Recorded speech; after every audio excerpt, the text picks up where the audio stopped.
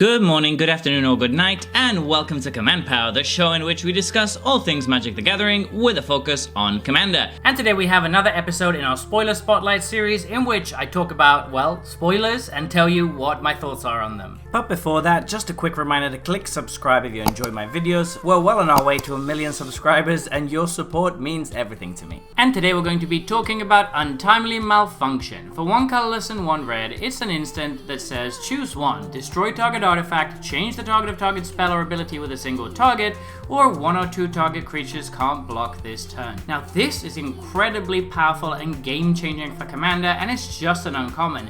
I see this being an absolute staple in the format in almost any red deck really, and there's a few reasons for this. First off, destroying an artifact at instant speed for 2 mana is absolutely fine. We've seen a few cards in the past that have seen play and that still see play, such as a Braid, that do that with some additional options. It's not the most efficient thing in the world, but 2 mana isn't really that bad, and doing it at instant speed is great. If this was a sorcery, it would be so much worse. So having that option is incredibly powerful, and it's just always nice to have more removal for cards like artifacts and different permanent types in your deck, because it's something that will come up very often, and when you need it, it's great to have it. That, however, is the least exciting part of this card, so let's move on to the second ability.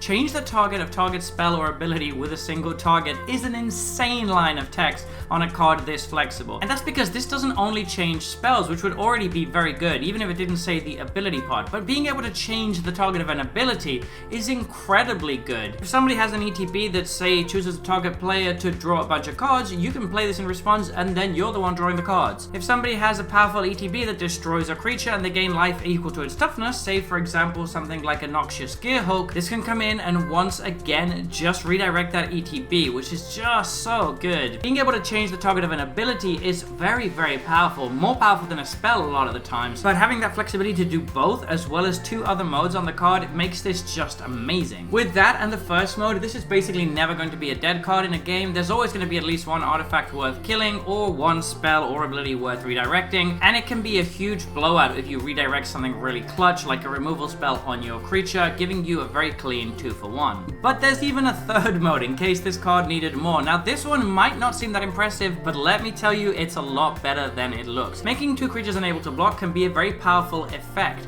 I've talked a lot about how I love Reverse the Polarity and how it's a great card that can just win games out of nowhere, and this strikes me as fairly similar. It's a little bit more narrow in that it's only 2 creatures as opposed to all creatures, but it's also an uncommon and costs 1 mana less, so that makes sense. However, in the right situation, which comes up fairly often, this can just be basically all creatures can't block. If somebody has very few creatures in play, which can happen late in the game where they've maybe left up just enough blockers to block all of your things, suddenly the combat math changes entirely when you take 2 of those blockers out of the equation, and it can just be game winning in those kind of situations. Not only that, but in particular if you're playing a deck with lots of flyers, this is very good because people don't tend to have that many flying blockers, but they might have 1 or 2 lying around that they've kept behind to block your flyers. So again, taking out those flyers means that all of your own ones can just get through for damage, which can absolutely swing a game again. But the really interesting part about this card is that it's an instant, which means that you can do this during your opponent's turn again. You can totally act the Kingmaker and mess with other players who might think that they're safe